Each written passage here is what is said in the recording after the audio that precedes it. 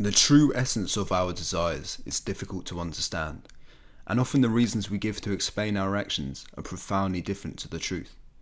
We may claim and even believe that our reason for helping our friends or donating money to charity is motivated by our desire to help others. But what if we are really doing so simply for our own benefit? This is exactly what the philosophy of psychological egoism claims, that all actions ultimately come from selfish interests, and in this video I will explain why I think egoism is false. The most widespread form of egoism that people generally talk about is hedonic egoism, which claims that all actions seek to increase our own pleasure or reduce our own pain, and nothing else. The issue of whether we are selfishly motivated is crucial in understanding our actions and our ethical systems. Contrary to first impressions, egoism does not necessarily dispense with traditional ethical systems and virtues. Rather, some ethical egoists claim that our own pleasure can be most increased by adhering to certain ethical principles. Although if a traditionally immoral act would increase the subject's pleasure, it cannot be said that they should avoid the action, since doing so is literally impossible if we grant the fact that we can only act selfishly.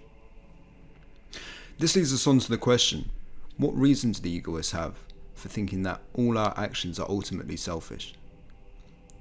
Well, all action requires motivation, and this motivation has to be personal.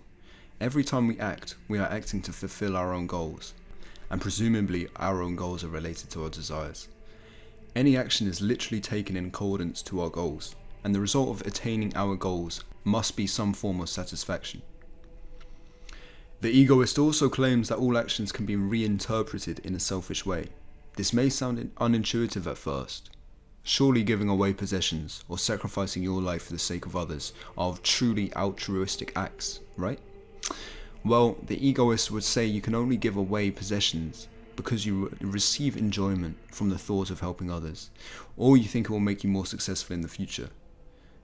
To take another example, the soldier who jumps on a grenade does so because the idea of being a hero is appealing, or because the guilt of not saving his comrades would be undesirable in the future. Of the multiple responses to egoism, one of the most common states that the egoist argument fails to justify its conclusion, or it uses circular logic. The egoist says that all we can desire is the satisfaction of our desires. Therefore, we must only be able to desire our own satisfaction, or our own pleasure.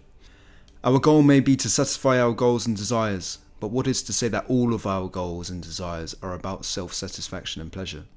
Why can we not desire the attainment of our goals and some form of altruistic result of our goals? This problem is still contested, and many may think it has not been properly answered. However, I haven't just made this video to claim the argument falls short here and fails to convince me, just to leave it at that. Because the idea of egoism is still undoubtedly attractive in many ways. Really, every time you're acting, you're choosing to act because you want to act. And if what you're carrying out is what you want, then is what you want not in your own interest? Is it not necessarily in your own interest? Well, this is the question we're going to get into today and try and answer, using some historical arguments from philosophers and then my own take on the problem as well. However, before I get into some of the arguments against psychological egoism, I'm going to make an important amendment to the egoist claim. The strongest component of the egoist argument is that all of our actions ultimately are related to what we desire.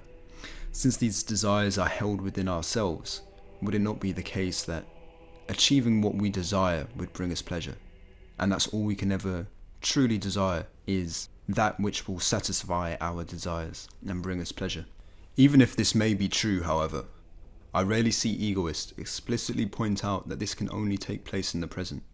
Some philosophers have claimed that hedonic egoism allows for the present to be sacrificed for the future, so that gratification is delayed, and that we ultimately desire the greatest amount of net pleasure that could come to us. I think that this version of the egoist argument cannot work for two reasons. First of all, if pleasure can be delayed in the present moment, then other sources of the desire are being prioritized to the being currently acting in the world, and therefore some of his actions would be caused without the goal of pleasure. To understand this further, we can look at an action as the carrying out of all present wills, or all present active wills.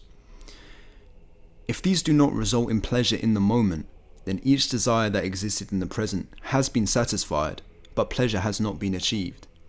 Thus, the object of the will was not pleasure in order for the will to be satisfied. It is also unclear why we should conceptualize our future selves in the same identity as our present selves. Our future selves will be different to us in many ways, if not entirely, and they do not also currently exist. They may have different emotions to us, or a different personality to us. They may even be made up of different matter to us. So if we can identify with an abstract figure, such as our future selves, why can we not also identify with abstract figures such as other people?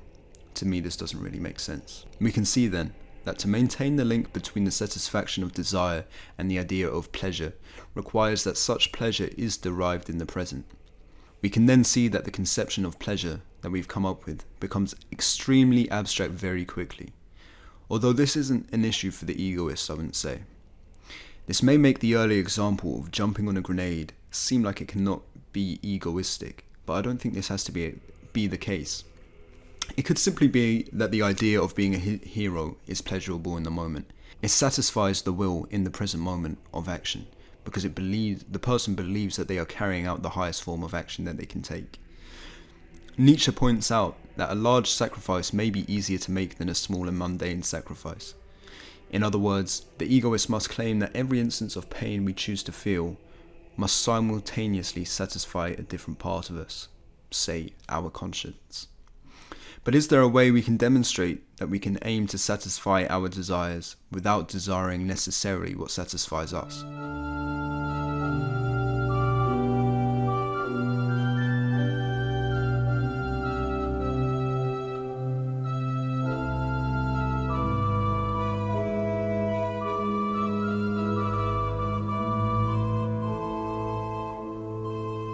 Joseph Butler was a philosopher from the 1700s, famous for his works on egoism, God, and his rebuttals to the work of John Locke.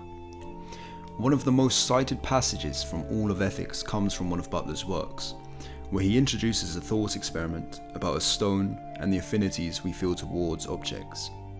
He writes the following: that all particular appetites and passions are towards external things themselves, distinct from the pleasure arising from them, is manifested from hence. That there could not be this pleasure were it not for that prior suitableness between the object and the passion. There could be no enjoyment or delight from one thing more than another, from eating food more than from swallowing a stone, if there were not an affection or an appetite to one thing more than another. Butler's passage, thought by many to dismantle egoism, highlights that our affections are always towards the certain things that hold value to us. In other words, our pleasures arise second to obtaining what we find to be valuable, but this value itself does not have to be grounded in our own pleasure. In fact, the meaning we find in abstract ideals often leaves out our own personal pleasure. There is also reason to believe that neuroscience provides some form of evidence for this claim. The dopamine systems are used primarily to issue rewards and to condition behavior. To some, it may be tempting to claim that this indicates pleasure is used to govern our actions, and that is all. But importantly, dopamine is actually issued as a reward when we perceive ourselves to be moving towards some form of goal. If the only goal of our actions can be the attainment of our own pleasure, then every time we release dopamine, we would enter this cycle where we see ourselves becoming more happy and then releasing more dopamine as a reward. But this just isn't the case, and this is not how our brains work. But this doesn't necessarily dispute the philosophical case that egoists make. Those that have contention with Butler's stone, such as Sober, state that from Butler's argument, we cannot tell whether or not the stone is ultimately desired because an expectation of pleasure is attached to the fulfillment of desiring the stone. So we can see we're in a bit of a difficult situation here.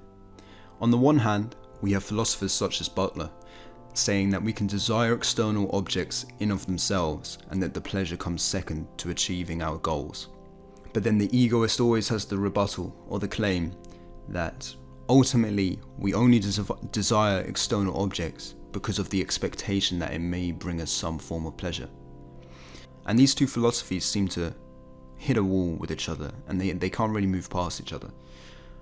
On the one hand, egoism doesn't construct arguments thoroughly enough to convince the non-egoist that Butler's claim can be false. And for the egoist, Butler's claim doesn't provide enough evidence for them to think that egoism might be false. And it seems like we're left with just our personal thoughts on the way we act ourselves. But this brings us on to the next part of the video, which is my thoughts on why egoism fails. Regardless of the ultimate source of our desires, there is no doubt that our psyches come with inbuilt structures of value. Jung discovered the collective unconscious that we share, and it shows the parts of life and being that we tend to focus on. Our focus is an act of narrowing down the world, taking many facts and reducing them to ones that are most valuable. In this sense, perceiving is a value judgment. Our right hemisphere is specialized for narrowing down the world into patterns that we can recognize, whereas the left hemisphere is more associated with creating and using tools. The left hemisphere is also associated with ego consciousness, and it is theorized that the right hemisphere transmits the information to the left hemisphere through dreams and visionary states. It is this right hemisphere that narrows down the world according to what we value and find meaningful. But it is also clear that these meanings are not merely centered around our own selves, hence why the right hemisphere is less associated with the ego. Egoists would agree that sometimes people desire to help others, but they claim that this is because doing so results in satisfaction. But why is the idea of being a good person or seeing others happy valuable to us? This is where ideas in psychology, such as Jung's self, become important. The self is the part of us that is the ultimate judge over our consciousness and our psyche, over what is valuable and what is not. However, this judge that we have inside of us is not a personality like our ego. It is unclear if the part of us which judges with conscience can experience any return of pleasure. It may be satisfied, but as we have already said, the self is what judges what should be valuable. Its satisfaction is necessarily secondary to the judgments it makes. Assuming that there is a real conscious part of ourselves that does this, of course, but we'll get into that in a second. Here we can see the part of us that acts, that cannot receive back, and that uses criteria of completeness as its success. This is not to say that all our values are intrinsic to what this self judges, but rather that this self contextualizes some form of ideal within us. It is dependent on the information from the real world that it receives, so that it can organize the chaotic outside world and its forces appropriately. The value of pleasure cannot encompass all of these choices, for the fact that we can conceptualize an ideal that exists after we die that does not include us, and we really can think it's more valuable than something else. We really can believe that. There's also no reason to think that this self would only judge things based on the value of pleasure, because at this point its judging and its acting of what is valuable precedes the ego consciousness that we later inhabit in our minds. All egoists would admit that sometimes we can desire to help others, but as far as the egoist is concerned, we desire this to derive pleasure. We can see therefore that our pleasures are underpinned by some structure of value. The egoist may claim that we are merely exploiting our biology, that we have biological programming that makes us feel empathy and happiness at helping others, and that this is the whole reason we carry out altruistic acts. But this seems to undermine our systems of value as a whole. After all, is the desire to help people with altruistic acts motivated by the pleasure that will come when we see the response on their face, the happiness, the smiles of joy that arrive because of our actions? That may make us feel happy, but is this really the reason that motivated us? Or is it instead by the abstract idea of what it means to help people? Because bear in mind the amendment that we gave egoism earlier. If you find my amendment to egoism suitable, which I think it has to be, then we'll realize that every split second that we make a decision, we are making a decision in accordance to what we think will satisfy our conscience. Now, of course, this may sound unintuitive to some people. Fair enough, you may be convinced that egoism cannot be true for this reason, but the egoist can still believe that every split-second decision we make is aiming to satisfy ourselves and bring us pleasure in the moment. Our biological underpinnings of feeling empathy is one thing, but we've also made a value judgment before we've done this, that doing this altruistic act will bring something good, even if it is pleasure to us. But the idea of helping people is what brings us pleasure. And then we have to think, why is the idea of helping people valuable? How do we differentiate what is worthy of pursuing and what is not? Take the example of the idea of jumping on a grenade being a preferable idea. This ideal we attain to is based on some hierarchy of value, distinct from merely personal pleasure. This may be enough for some to believe that the value of our desires stems from other ideals, but the egoist can still make the claim that we only aspire to these desires to bring about our own pleasure. Although I would make the claim that this is strong evidence for pleasure being a secondary element of desire. Our desire for pleasure may often be a motivation for our actions, but the objects of our desires as a whole do not have their value rooted in pleasure. Remember what we're ultimately trying to figure out, whether Butler's camp or the egoist camps of philosophy were right. Are we desiring things based on some method of judging value that doesn't include ourselves, or does it really all come down to us? Well, again, we can make abstract ideals that are valuable that don't include ourselves. The egoist has to say that all of these reasons for valuing certain things over each other all come down to biological traits we have that maximize our own pleasure. But this reduces the role we actually play in determining what is valuable to us. This is what the right hemisphere is doing. It's narrowing things down, and it's choosing itself what should be incorporated into our lives to make them valuable. We all know that certain things tend to bring us pleasure involuntarily, but we also know that pleasure comes from our own aims at the same time. We've already discussed that our own aims don't have to include ourselves necessarily.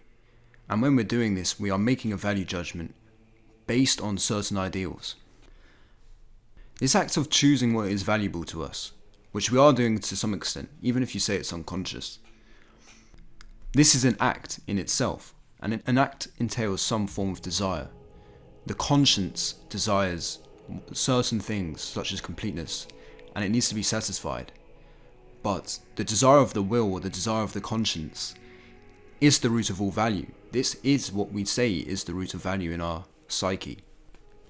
Why should it entail to some other form of desire, especially when it's not even attached to any form of ego consciousness? Now, one may object and say that this sort of act is almost entirely unconscious. And if we grant this, I don't think this is much of an issue. Because why would we be conscious of the source of our desires? This is the whole reason we have this discussion in philosophy in the first place. We have objects of our desires that may be pleasure, and we may not be aware of that, or it may be something else. And then we have the urge to do something. We feel compelled to follow our desires. Remember what we're trying to figure out. Is Butler's stone and Butler's camp correct, or is it the egoists?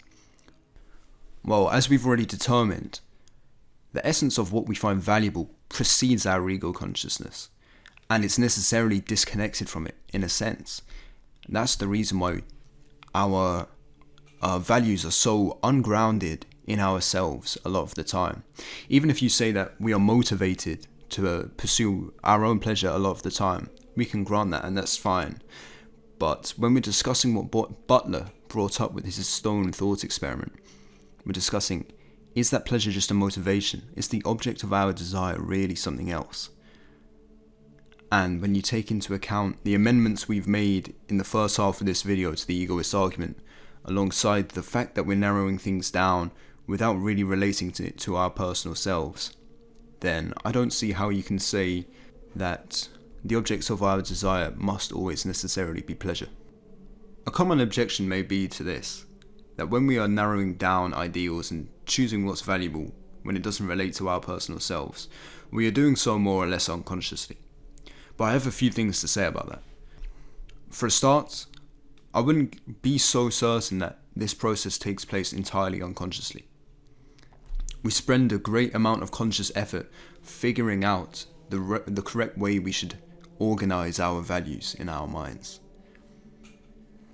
Secondly, does a drive being unconscious necessarily mean that the object of our desire is not that certain thing that's being unconsciously selected for? Think about it. We are unconscious of our desires, even if they were about pleasure. That's the whole reason we're having this philosophical discussion. Rather, we feel an urge to carry out what it is that we are seeking to achieve.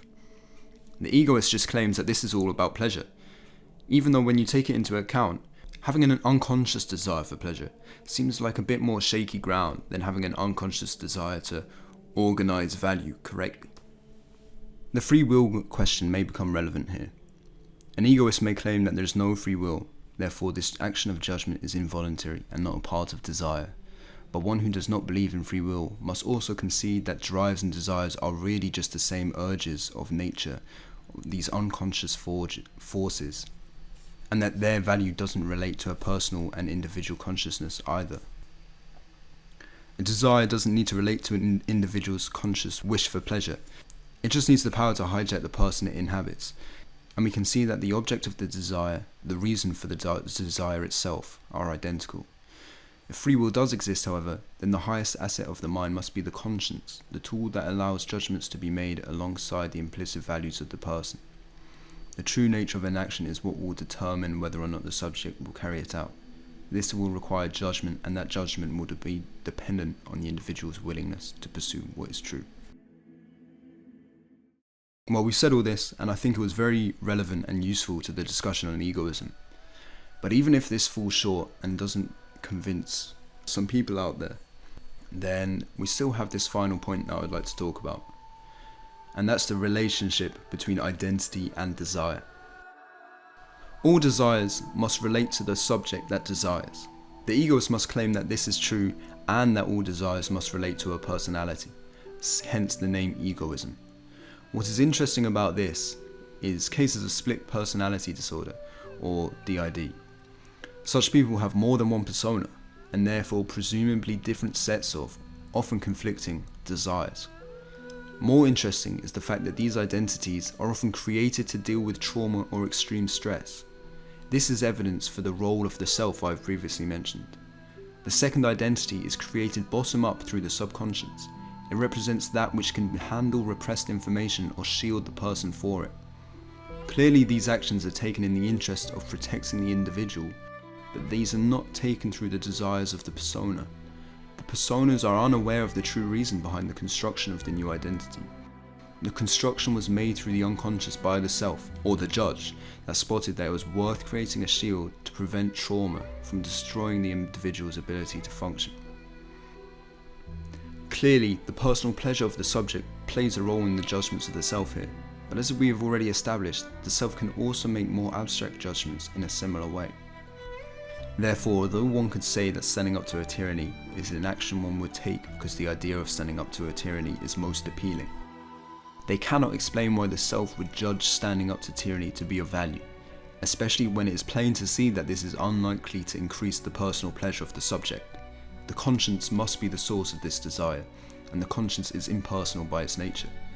It is our ego that is punished and rewarded by the conscience, and the id, or our primal nature, that leads our ego away from the strict nature of the self.